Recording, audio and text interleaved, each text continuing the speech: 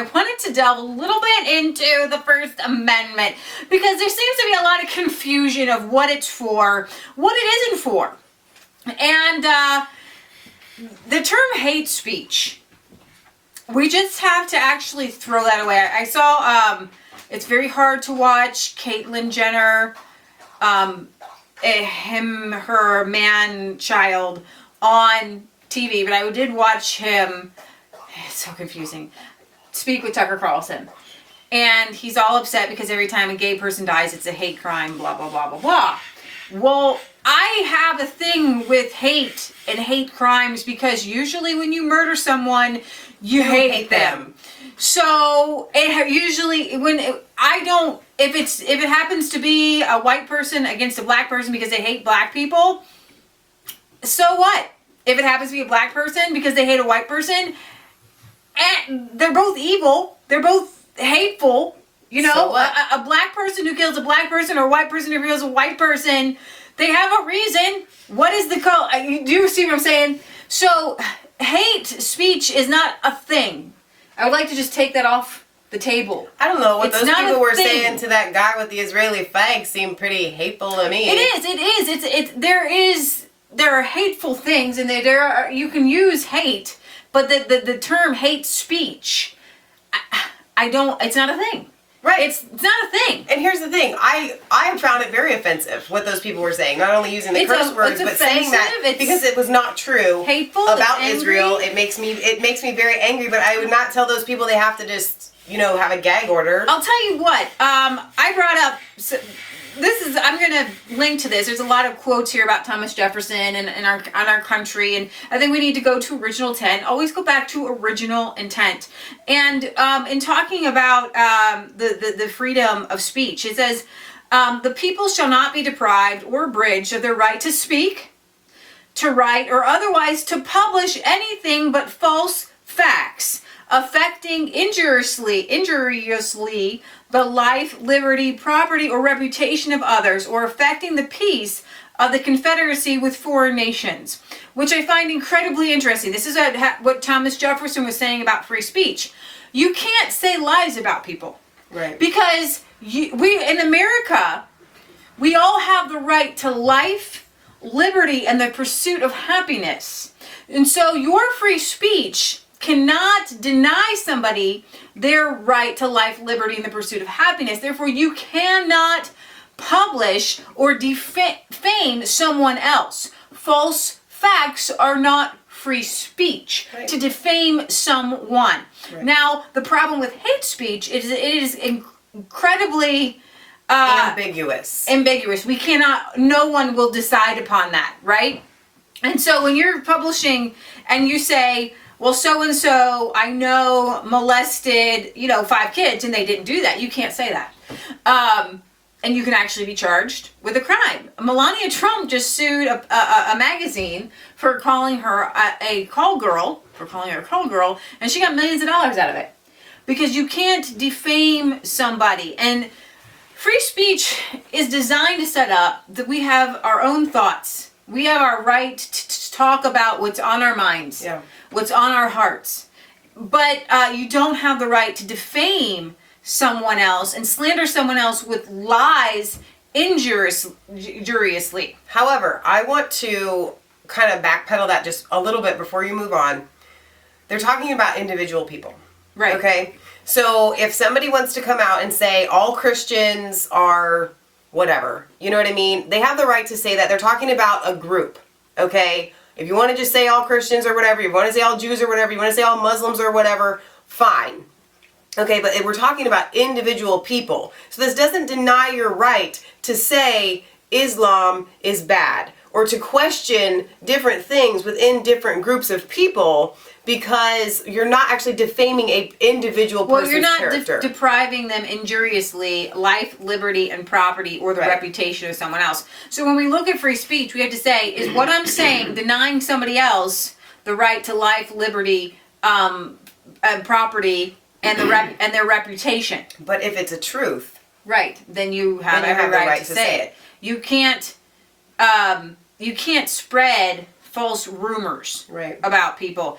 And when it comes to free speech, you have to recognize that it all goes back to our Declaration and our Constitution, where all men are endowed with inalienable rights. Among these are the right to life, liberty, and this pursuit of happiness, and right to property. And so when we're talking about free speech and everybody gets all up in arms like it's some thing, and it's like, I have my free speech and I'm going to exercise this thing that I have. It's not a box, you guys. It's not like some sort of gift and you have this gift and I'm going to use this gift card up before it expires. Right? And so I would caution people in just going around saying, I am here to exercise my right for free speech. I would encourage you to find something that's important and speak about it. And don't say it's because you're exercising your right, because it's like you're exercising one right. There's a lot in the Bill of Rights, okay? You have a right to freedom of religion. I don't wake up every day and start praying and say, I'm doing this because I'm exercising my right to religion. And so this right of free speech has become this godlike idol. Right. And you've got both people arguing both sides. in this really childish way. It's like two people fighting over a toy. It's my toy, it's my toy. No, you can play with the toy. You got Bill Maher saying, let them play with their toy. I don't agree with how they play with the toy, but let them play with the toy. You guys, this is not, what's happening in Berkeley is not about free speech. And I think that's really getting people mixed up. Yeah. Because what I didn't see is their message. They had all this airtime. Mm-hmm. They have all this time. If you're trying to exercise your right to free speech, it's not about millions of people watching. Say something. Tell us what's important to you. Right. Don't just go and say, I'm here to protest. I have a right to protest. I'm going to protest. People who protest just to protest need a life. Okay, you have to have a purpose. If you have a purpose, right, get your message across. If I have a message, I'm going to spend every waking moment, if I'm talking about farming, if that's what I really want to exercise my free speech on farming. And to me, I feel like you do devalue your message when all you do is say, my free speech, my free speech, my free speech, over and over again. So, did you want to read the beginning of it? Sure. By a Declaration of Rights, I mean one which shall stipulate freedom of religion, freedom of the press, freedom of commerce against monopolies, which is very interesting because we have monopolies, everything in our country. You're supposed to have, Thomas Jefferson, our founding fathers were incredibly against monopolies. That's a whole nother topic. Trial by juries in all cases. No suspensions of habeas corpus and no standing armies. These are fetters against doing evil which no honest government should decline. That was a letter from Thomas Jefferson to Alexander Donald in 1788. The constitutions of our several states vary more or less in some particulars, but there are some principles in which all agree and which all cherish as vitally essential to the protection of life, liberty, property, and the safety of the citizen, which is very interesting. I want you all to understand when we talk about life, liberty, and the pursuit of happiness in the Declaration, what our founding fathers meant was life, liberty, and property, which is John Locke, and the safety of your being and your safetyness. You're being safe, right? Safetyness. Your safetyness, the safety, blah blah blah. Your safetyness. Whenever we say pursuit of happiness, you have to put in the word property. It means your ability to work hard every day on your own land and not have your land taken from you. And why is that important? Because when they were coming over from England, the laws there were very much different, and a lot of people couldn't own land. Right. Because only the lords and the bishops and whoever, whatever you want to call them, only they were really allowed to own land. Right. And the everyday man couldn't own land, and that's what made America so great. Right. That you could have your own land. If you were the poorest of poor or the richest of rich, and what we have right Never now give away for your land. Is we don't have the right to property, which is not the right of of pursuit of happiness, because we have these property taxes that make it so that you're always renting from the powers that be. Right. This land, which goes back to in our area anyway, funding public schools, which is part of the reason why we're against public schools. But the right to property is because it's hard for us to imagine a place where you literally, not just because you couldn't afford it, you just weren't allowed to own land. So, and the freedom of religion is restricted only from acts of trespass on that of others, which is interesting. This is why we speak out against Islam, because Islam as an ideology trespasses on the rights of others. It trespasses, I mean, we've got free right. Women can do anything. They can drive. They have the same rights as men. They do not under Islam. And so you can't practice that in America, because you can't practice a religion that takes away the rights, the natural rights of someone else. The freedom of persons, securing everyone from imprisonment or other bodily restraint, but by the laws of the land. This is affected by well-known laws of habeas corpus, trial by jury, the best of all safeguards for the person, the property, and the fame of every individual, and the exclusive right of legislation, taxation, freedom of the press, subject only to liability for personal injuries. So there's a lot to our freedoms and our I wanted to bring this to you because I wanted you to know that our founding fathers didn't just write a Bill of Rights and let it go. They fleshed them out in their writings. And so we need to know their original intent. And a lot of them had a little bit different views on how far is too far to go. I mean, John Adams was just blasted with all kinds of nasty lies in... Oh, so was Thomas Jefferson. Well, the pro-Thomas Jefferson newspapers at the time, it ripped their friendship apart, ripped John Adams apart.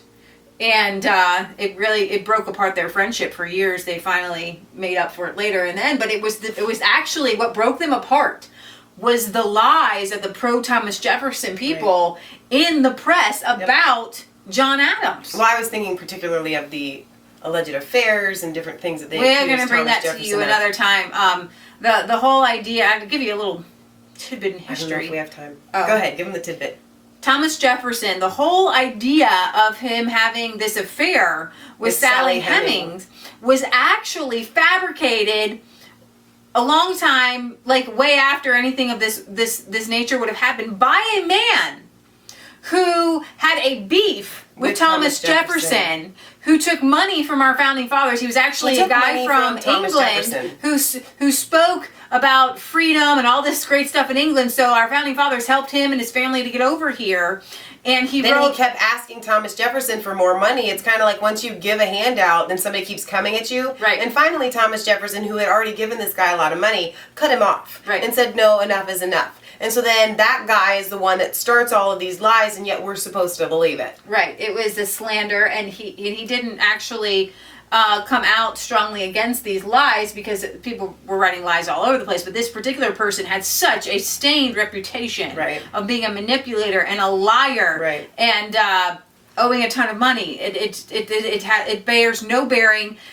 Nobody collaborated. This man made this up. But anyways, that's a whole other thing where you can't slander someone. Corroborated. So anyways, here's our little free speech shenanigans here going on in Berkeley, and we'll bring you more later. However, I do want to sum it up by saying I support all the pro-Trumpers and the free speech and Coulter and everything going on and all that you're doing, because you are bringing attention to the fact that there is this force, this anti-fun movement out there, and there is this battle going on, and we're with you, and we're gonna free speech it. I think really more or less you're kind of fleshing out of what freedom of speech is the fact that they kept saying Berkeley is the founding of freedom of speech. This epicenter of free speech. No, it's not. Can we just be done with that? It's not the epicenter of free speech. I mean, that's a lie. It's stupid to say that Berkeley, it started in Berkeley. Both people are saying that. It started. No, it did not. They did protests, and a lot of students had a lot of time on their hands, and they wanted to be, somebody. And college kids really, they just feel like they're going to change the world, and the whole generations are going to follow them, and blah, blah, blah, blah, blah, blah, blah. And okay, so this is Lee and Michelle signing off for Resistance Chicks, where it is not just a conspiracy theory. If it's the truth, don't forget to like, comment, and subscribe to Mass Faith 3 and Resistance Chicks. Ring that little bell for notifications so you can see more videos like these, and find us on Facebook and Twitter. We love you, God loves you, and God bless.